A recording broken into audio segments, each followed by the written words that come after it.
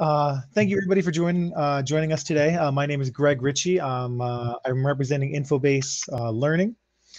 We are a premier outlet for all kinds of content. We have multiple databases. We have streaming video content. We have e-reference materials. We have learning professional development pathways and modules. We do a lot of stuff.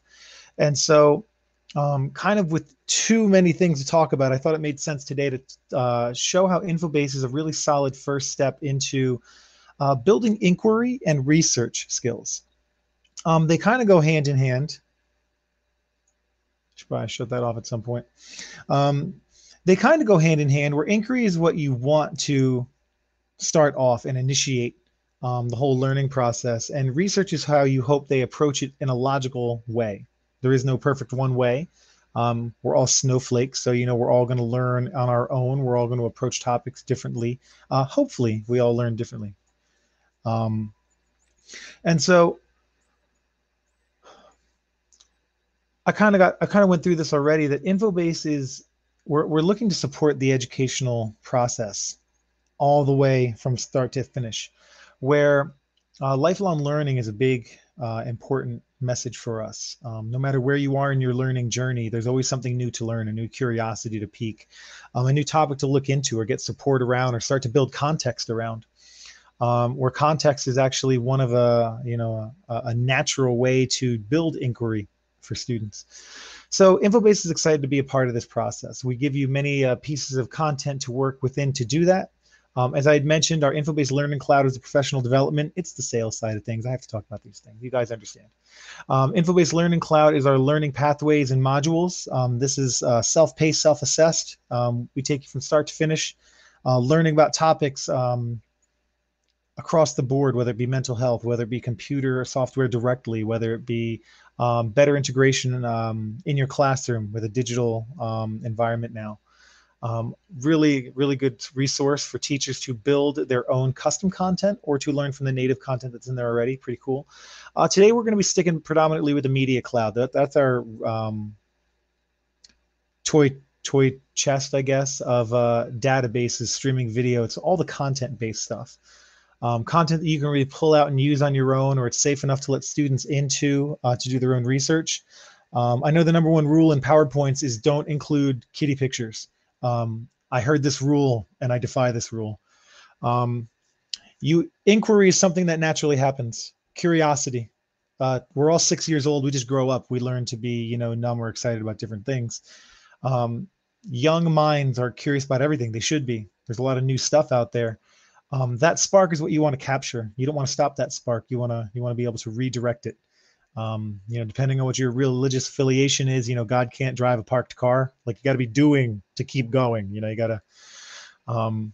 So that curiosity is going to be natural for students, and you really want to take advantage of that. Inquiry is an important skill to teach. A fanciful thought that, in one ear, out the other, it flashes in front of your eyes, and as soon as you blink, it's gone. Not so useful. We kind of want to make that curiosity stick around. And so we want to help students not only build that momentum in themselves, but potentially out and around them. I like the slogan that, a candle loses nothing by lighting up another candle. I'm sure there's somebody in physics somewhere that can disprove that. But the point is, the simple act of igniting something else is not a big loss, and it's an overall net gain win. So curiosity is important. Building that into students early is also important. My mother was a math teacher for many years. She taught from, I have a lot of stories. You guys are going to have to deal with this. This is my session. You joined. My mother taught math from second grade all the way up through college. And she said if she ever wrote a book, her first chapter would open up with a story on where a teacher in elementary school, pick your grade, is trying to solve a math problem on the board. She tries it several times. It doesn't work out. And in frustration, she simply erases the problem. You have taught an entire classroom of students to simply avoid their problems. And how deep that can begin at such a simple level. So you want to build that inquiry. You want to keep that challenge alive. It's a beautiful message. I will carry on for forever. Inquiry-based learning. These are all examples. What's in dark bold, I pulled that from the article at the bottom there. But you want to create interest. I feel like we're worrying too much down the road sometimes where, how do you keep students interested in research? Well, if they were motivated, you wouldn't have to keep them motivated. They would self-sustain. And I know that's an ideal world, but when you create fun and excitement in learning, you put a motor in motion that might not ever stop, and that's a good thing. That's when a teacher really wins. Not only do they show the students the right way to learn and guide them through the process of their skill sets being built, but you also ignite that spark in them. Um, the teachers that I mentioned here acted as my spark of sorts, and they are individuals I have not forgotten. I still hold on to the lessons. I'm still talking about them, decades later. Create the environment. Start with students' questions. There are native questions already in students' minds. Feed that fire. You know, um, Dr. Gowaski was my college history teacher. And every time he quoted somebody or he talked about a country or a state or he referenced somebody who read something from history, he had faces all over the walls of his room. So he would have all the U.S. presidents. He would have head chiefs of major tribes across the U.S. and history that he was going to talk about. He had major political and religious leaders on the walls in a separate section. He had philosophers in the back of the room. And every time he would reference them, he would point at them. Sneakily enough, he told me afterwards that you also reinforce content that way. You give a face to a quote. You give a personality to an event in time. And you also give the students a cheat sheet where if they were paying attention in class and they paid attention to where you were pointing, you could look there and you should, start to remember things that were brought up about that individual. Dr. John Maxwell, for you individuals out there, students love to learn together. One of the most powerful leadership skills that anybody can learn is the power of learning together. If you instill in individuals this idea that they are valuable, they add value, and that you can learn together. Look what I learned, look what you learned. The learning is, again, like two candles, brighter than the single. Think like a scientist, discovering and exploring. Pick things apart. There's a process for how scientists do things. Generally applicable, not always. There are topics that maybe you don't want to just pick apart. Maybe you have to feel those out. That's all part of growing and developing. Think like an engineer. Why I put these two right next to each other, or why I believe they were next to each other in the article, is that scientists and engineers approach topics differently at times, and there's a value in each of those. So again, you're trying to help these students figure out their own curiosities. Maybe students want to go right to pictures first. Maybe they want to go right to articles first. We're going to get into both today. And look for cross-curricular connections. I went to school for environmental science with a huge double major. Sounds fluffy and important. I worked for a company that has been a publisher for 80 years, producing all kinds of awesome content. And the opportunity to continue to learn and feed my own curiosities was better fit in this position than in the scientific field. I don't discount anything that I did. I get to bring all that with me. Variety is the spice of life. If students are doing internships that they know they're not going to want forever, they're still bringing all that influence with them. Was it Steve Jobs or, I'm going to get in trouble for this one. The other computer guy who never graduated college, but he took stenography courses and type courses, auditing them the whole way. He didn't pay for Sin's bit of it, but he picked up all those curiosities and those different depths of knowledge in each of those core places. He built a curiosity for himself that wound up coming back around. What you're going to find from Infobase is that we always want to give you a comprehensive, contextual, right, place to go with your questions. In each of our databases here, World News Digest, this dives through a lot of like hot button topics going on right now. We give you the ability to follow articles and content ahead in the news and back in the news, because we all know that, stories depend on the time at which they were written, right? So things change, facts change, contexts change, people pass away, things change. So what's important in teaching students how to do research is understanding chronology, right? History, big deal. Chronological thinking, step one of how to, of a research skill in history, understanding it in time. It was very hard for me to conceptualize that in high school. And I don't know if it's because men, Mentally, we're not logically connected until we're about 16, 17 years old. Some of us 18, you know, some of us 19, 20. So you're not always putting together all the pieces in order. You're like, how did they go to war and 2 years later we were launching rockets? Like there was time that happened. You know, sometimes it's important to understand the progression of things. We're not getting into that one today, but that's a little sneak peek. Issues and controversies. This delves into deep, deep topics, things that are not, in most households, dinner conversation. Um, these are getting into bills of rights discussions, right to ownership, to own guns, drugs, other individuals. I mean, these topics dig deep into topics. And what you will find is that we give students the ability to go through the written articles, the law cases, podcasts, editorials. Where are you getting your information from? What questions are you asking yourself when you come in contact with that information? And what have you learned and where can you go from here? These are all important questions that, again, that building that inquiry, if you kind of point them in the right direction, my wife described it sometimes as a balloon without a string. Like if you have all that potential energy and it's just shooting out the end of that balloon, flying all over the room, is it making progress? If the progress is trying to empty the balloon, yes, you are you are managing the release of energy by letting them run around the room screaming and having a great time. But sometimes you want that energy released in a focused direction, and that's where kind of pinning them to the ground or showing them that staying attached to the ground gives them more push. Today's science, I would love to go into this database, but again, we will not be going into this one today. This digs into real life science going on out in the world, like when we had the giant asteroid shoot through our solar system. I'm sure we're going to have a article on Dragon Man, the skull that was discovered in China that relates back to 140,000 years ago. All the science that we can read into that and all the science that we can understand now, just being exposed to it now, we have to find out. This individual was massive, massive. Yeah, if you haven't looked it up, I would definitely check it out. We'll probably have it in today's science soon, because I love our editors and the information they pull in from peer-reviewed journals. And really quickly, I hate changing screens back and forth. So now that you've all sat through my PowerPoint, Infobase also offers a whole host of toolkits. So if you guys are looking for other ways to teach content, instructional strategies, college and career readiness, free resources, come check them out. Everybody loves free. You're allowed to love it too. So what I'm going to go ahead and do is stop sharing this screen, but I'm going to bring up my other magical screen number 2. Let's see if I can get, all right. No, window. Okay. Nice.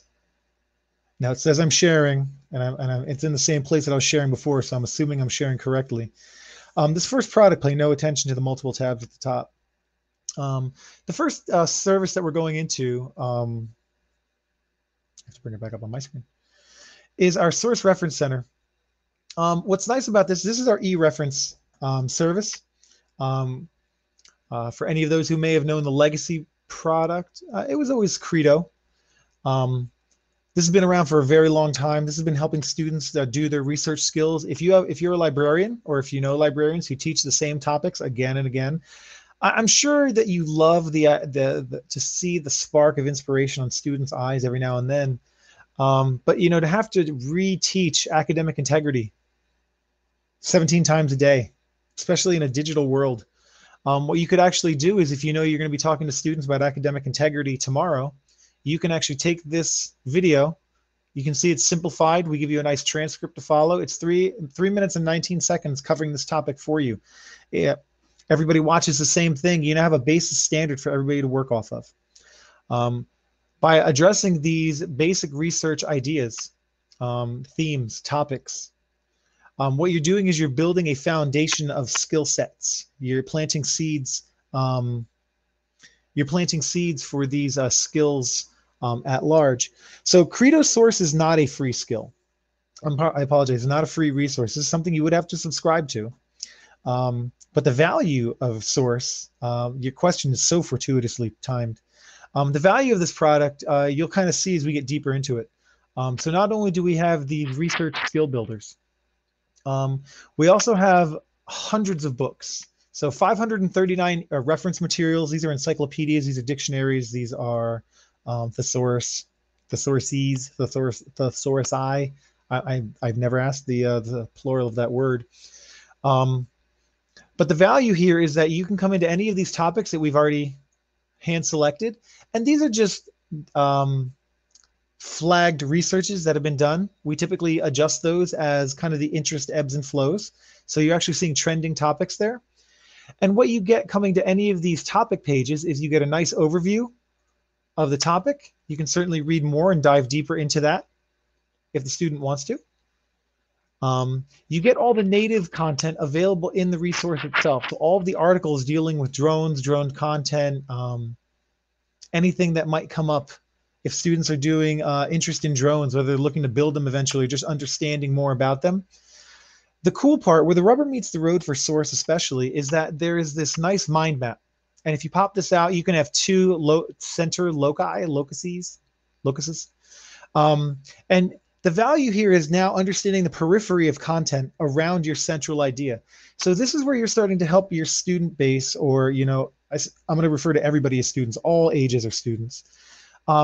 Get additional content around their idea. Like, so if they're looking up unmanned aerial vehicles, they might want to look into any of these other topics as potential next steps into their discussion. Air traffic control, any of these topics are also on the periphery, strong primary next steps into those ideas. And now as you, let's say you didn't want to maybe go into air traffic control, or maybe you did, but you didn't want to, maybe the civil aviation, international civil aviation, you want to bring that up. You click that now as your next step. And now everything on your page jockeys with it. So what you're able to do is continuously go through content and put your students in the center of the learning hub. So all the information here on the left is going to keep changing.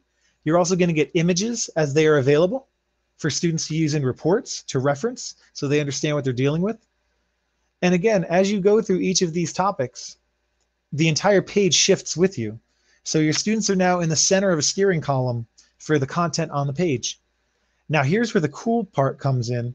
This resource that Infobase offers links out to your other resources in your library. So this still remains your first step to research. Obviously, we have Issues and Controversies in World News Digest, which I had mentioned before. Those are Infobase products. But Infobase is not in any way connected to EBSCO. But if your library subscribes to EBSCO, and it could potentially lead the student down a path of extra learning, you click on this article, where you click on See All Results, it'll pop you right into your EBSCO resource. You close that tab, you're back into Source. So this now acts as your central location for all of your students' research. So they can keep coming back to here. They can keep going back up to their, we'll jockey back a few times here. They keep coming back to their initial research. I could click less. To act as their driving vehicle for what other things they want to look into. So if we simply go back to drone, to looking up drone as a hot topic, what we were talking about in addition to Source was Learn 360. So Learn 360 is a complete district solution that I will back out of a little bit here. So where, you might hear my dog in the background, he gets very excited about learning. Where source reference deals with a lot of e-reference and kind of your thesaurus and encyclopedia and dictionary content, Learn 360 breaks out into all of your other conceivable media asset types. So when you're looking at different sources, you can look at the different video types. You can go through the different grades. You can go through different filters. If you're looking for different types of information. So these involved with the drones happen to be primarily focused at video content. But if I type drone in here, because of the way Learn 360 is set up, you might be dealing with, we also have audio content. We also have encyclopedia content. So there's a lot more content in Learn 360 for students to search through. And again, if they want to go through the video content of it, they can certainly do that. Learn 360 also offers a whole host of other asset types, as I mentioned. We certainly have video content, super, super convenient. This is content everywhere from pre-K all the way through academic high school, advanced placement, academic high school, advanced placement high school. We have games and activities for probably elementary to middle. We have printables, maps, flags, country outlines, audio content for all those speeches out there. There's just something different between having Google Translate read I Have a Dream or listening to Martin Luther King Jr. himself read I Have a Dream. The value there, again, is that immersion, creating that inquiry. What else do you have that students might plug into? We do have audiobooks as well from like Weston Woods if you're trying to teach different SEL topics in your classrooms. So Learn 360 really spans an amazing amount of content over such a wide breadth of students. The mailbox, for anybody who's familiar, this was a publication, still is, where it's for teachers, by teachers, from teachers. These are all ideas that were submitted over the years by teachers for the different subject areas. So again, if you're trying to teach topics and you're trying to approach them in a different way, build that inquiry, maybe start them off with something a little below them and build them up into something above them, like a research topic paper. Writing prompts, teaching students how to write. Also, you can link that in with your research. So what we're trying to give you is the ability to find the content you need from where you need it from in order to give your students the best opportunity to learn. I have to do it just because I'm so... Today's science is, if you teach middle, high school science, I highly recommend checking this out as well. Sticking with the idea of teaching students how to build inquiry skills and learn how to do kind of focus their own research. All of our articles in today's science have very engaging visuals. The editor actually goes out of their way to lock down visuals that are engaging for students. Let me see. So our full editorial write-ups per month, you can see this is already posted in July.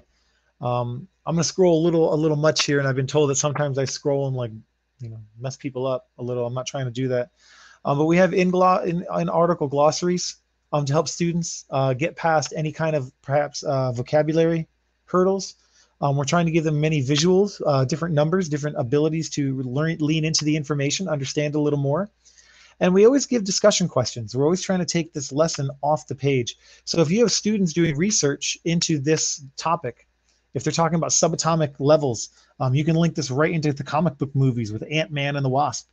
How much of this can we actually explain? How much of it's fantasy? How much of it is one leading into the other? But if you have students looking into these topics and they want to challenge themselves, like, Mr. Ricci, where do I go from here? Well, answer these questions. Do these questions take you down any different paths of thought? Research is really just focused interest. And building that interest, kind of building that battery, that energy for wanting to learn on your own is something that we all kind of hope we help students stumble upon, right? We all kind of hope we help find those deeper interests. And so you can see here, we also link out to WorldCat and Gale and Encyclopedia Britannica. So what this resource really fundamentally becomes is the return on investment for each of your products, that it links out to them. And similar to how it would in all of our resources, clicking on any of the articles take you directly into that article, but clicking on See All Results takes them to the results page where they can then, go through that database, that amount of information. And, once they're done here, again, they can head right back and go back to the research that they were doing. There's a lot of content that we could dig into. There's a lot of different ways to approach this. Source, I believe, is simple enough for an elementary school student to figure out. If they can use Google, they can use this. And it's just a matter of what you put in front of them and teach them how to use the search bar for, in my opinion. I could be very wrong. I'm not a teacher, nor do I have little ones. I have cousins, nephews, and nieces, but I don't know if that qualifies me for anything more than high blood pressure at times.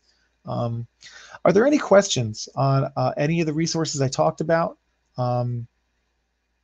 in general We can talk about why the sky is blue or why the ocean is sometimes green at a certain angle. Sciencey things. That's okay. What we can also do, so again, I would reinforce if you're always looking for different ideas like this, how to take first steps into research or how to take first steps into building inquiry skills. Infobase throughout the year maintains these 6 topics. Obviously, we're turning 80 years old this year, so we will not be celebrating 80 next year. That's a kind of a rotating theme. But I mean, we could talk about why being 80 is great next year. We might do that. Um, hmm.